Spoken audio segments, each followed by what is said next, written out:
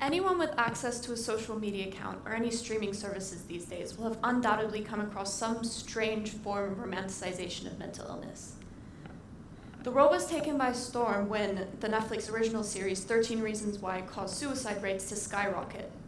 After the show's release in April 2017, suicide rates amongst American youth alone increased by 28.9%.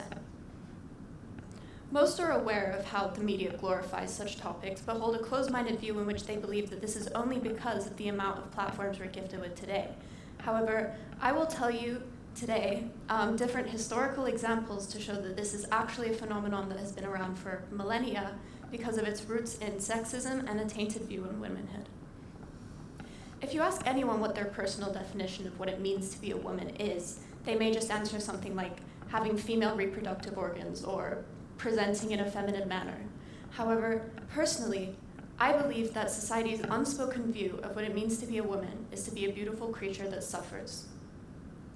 Greek philosopher Aristotle held the idea that beauty had three elements: order, symmetry, and definiteness.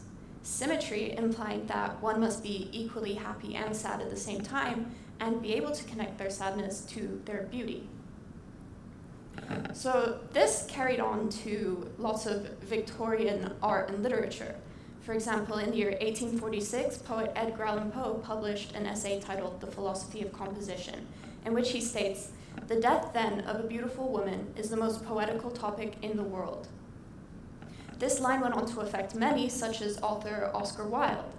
A specific example of this is in his book, The Picture of Dorian Gray, specifically in the manner that a character, Lord Henry, speaks of another character, Sybil's suicide. So this character tells the main character, Dorian, that he should be grateful that a woman loved him enough to kill herself for him, that he should feel honored, and that he wishes women would do the same for him. Whereas this character, Dorian, has a completely different view on it. He wishes that this would never have happened in the first place. He feels guilty. But instead, this friend Henry just suggests to him that in order to cope with this guilt, he just interprets it as this metaphorical representation of the tragic beauty of undying love. Although it seems like a bit of a stretch, I feel like it would be weird not to connect this to the Victorian obsession with the dead woman. The Victorian era was a time that was woven with threads of patriarchy, and their view of mortality, specifically women's mortality, was rooted in broader power dynamics. When a woman was dying or dead, she was voiceless, weak, and passive. All of these attributes rendered her powerless only made her that much more intriguing to the male gaze. So we can find this in artistic examples such as that of the artist John Everett Millais and his famous painting Ophelia, which I'm sure you've seen before, that's inspired by the character from Shakespeare's play. I feel like this painting really captures the essence of this trend. The painting features a woman held in the embrace of death and surrounded by the serenity of nature. But this trend isn't only confined to art and literature. It permeated the very ethos of Victorian society.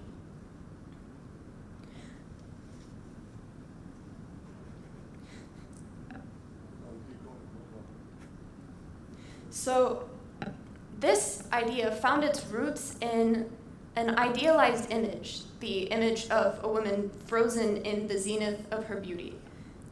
This notion that freezing time at the juncture of death in order to halt the aging process completely was extremely attractive to this society that held youthful allure to the highest esteem, which is why even today we can see products and procedures that are used to stop the aging process or hide it.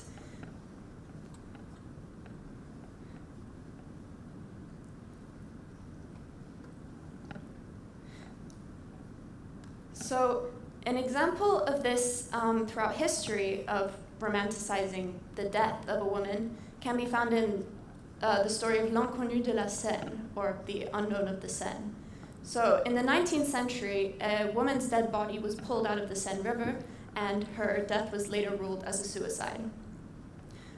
Subsequently, her body was put up in a mortuary in order for someone to identify who she was, which, fun fact, they never did. But allegedly, an artist found that she was so beautiful that he created a clay mold of her face in order to capture her beauty.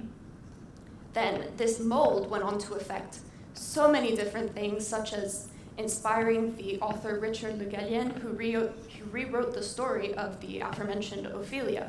Or even, I'm sure you guys have heard of the song Smooth Criminal by Michael Jackson before.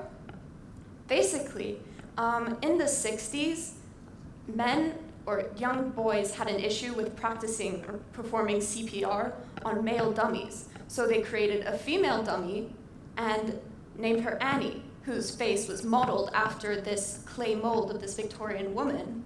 And funnily enough, that's where the lyric, "Annie, are you okay?" comes from in that song, because the first step of CPR is to check if someone's responsive. So these are some historical examples, but a more modern one, or slightly more modern one, is the death of Evelyn McHale. So in 1947, Evelyn McHale committed suicide by jumping off the 86th floor observation deck of the Empire State Building. Subsequently, a photography student named Robert Wiles took a photo of her dead body, which gave him incredible status because it was deemed as one of the most beautiful suicides ever, as if there could be such a thing. So these patterns have carried forward in today, and in many online communities, it's considered that being existentially sad is the only thing that makes you interesting. There's a certain pressure to make your thoughts and feelings sound deep. Otherwise, people won't think you're interesting enough, because we've been taught, because of all this history, that people will only take us as seriously if our thoughts and feelings are explained in an aesthetic manner.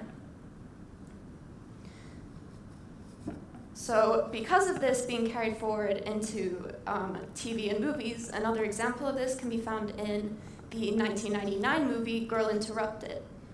So this movie features a girl named Susanna who is placed in a mental institution after an attempted suicide. So while this movie pretends to be a well thought out and introspective portrayal of mental illness, it really only furthers this idea of tragic beauty. All of these beautifully worded monologues that this main character gives refuse to show the ugly sides of such a disorder. It refuses to show the reality of the situation because she's sad, therefore making her deep and insightful.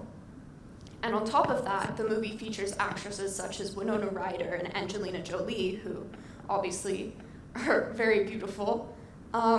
So a common phrase told to those that are coming to terms with the fact that they suffer from mental illness is that it is okay not to be okay. However, I believe that what people need to hear most these days is that it is okay to be okay.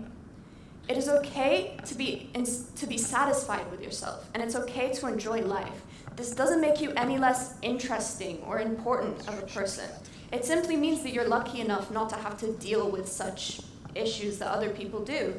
Because, if you ask anyone that has suffered from mental illness before, they will never tell you how beautiful of an experience it was. This is all just simply an idea rooted in years and years of sexism and men sexualizing the idea of women's assumed weakness and naivete.